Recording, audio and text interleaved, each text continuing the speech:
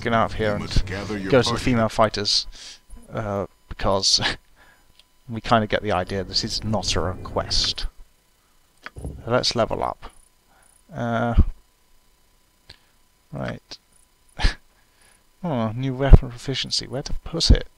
Well, how about a bastard sword? We've got a load of swords so far, so why not a bastard sword as well?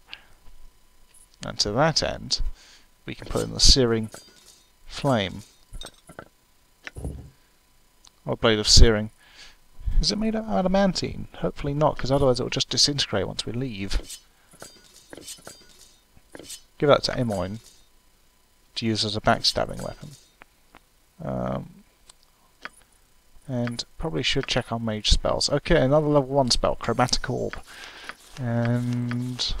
level 6. Conjure Air Elemental.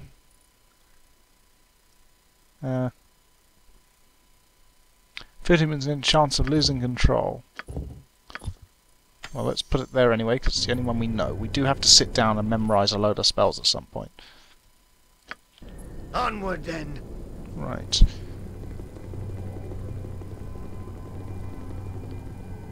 And prepare to enter. Do a little quick save. To the task at hand. Ah, it is you again. Okay, yeah, tortured for her amusement. Once again, the impression that this city is not friendly to us is hammered home.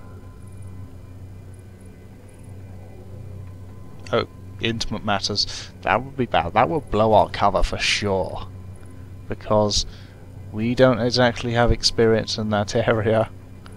And all drow males are at some extent trained. So, yeah.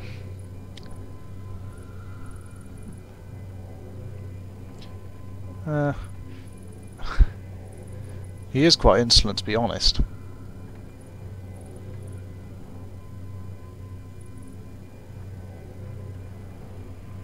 You will kill Cellophane. Okay, and let's play along. What would be my reward for this task?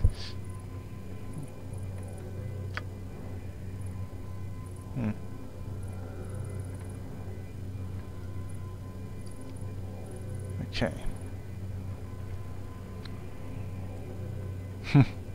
Emo drow.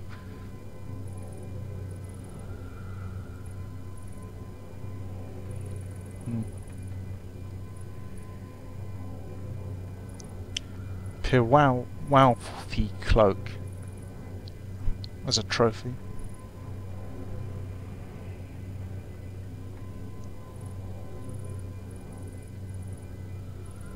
Let's get into character here.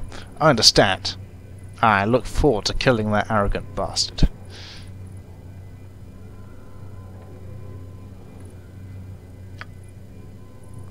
Three days. Oh yeah, say that right in front of her, Jaheira. Yeah, we have considered that there might not be any need, because you wouldn't turn us into her, because it's plain he has no love for her. You know, and even if he does, she'll just try and have him killed another way, so perhaps we can work something out. But before then, let's go back to the tavern, get ready for a rest. Of course. Don't think we actually used any spells or anything, so this is really more just sit down and rest our legs affair. That might be a first. So, let us have a little story time, because we've got a backlog of books to get through. I think we've actually done Gondogar. Yeah, that is one we've done. History in the North, 1368, Year of the Banner. As the dwarfs settled in for the winter in their acclaimed city of Felbar, a group of Zhentarim-sponsored adventurers broke into Great Worm Cavern, slaying Elrim the Wise, shaman leader of the Great Worm tribe. As the tribe's warriors descended into the ranks of the evil adventurers, teleportation magic spirited at least 3 of those responsible, as well as a vast amount of treasure stolen for Elrim, to safety. According to Femrin, the tribe's present shaman, Elrem promised to watch over the tribe in spirit now that my mortal form is destroyed. Despite the reassuring words of Elrim, the tribe suffered from an oppressive winter that included both heavy snow, scarce game, and low morale. Sounds like a typical game of Oregon Trail.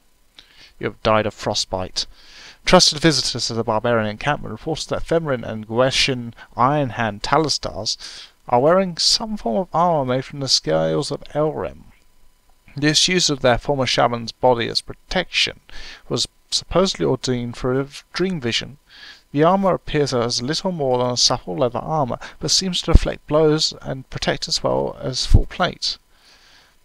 Nesme reported a drastic rise in the number of troll attacks in the Evermoors, and various sources confirm that something is driving the trolls out of the moors. Whatever was behind the trolls' exodus is destined to remain a mystery for the remainder of the year, as adventuring parties expend themselves against the never-ending supply of trolls that are fleeing the bog.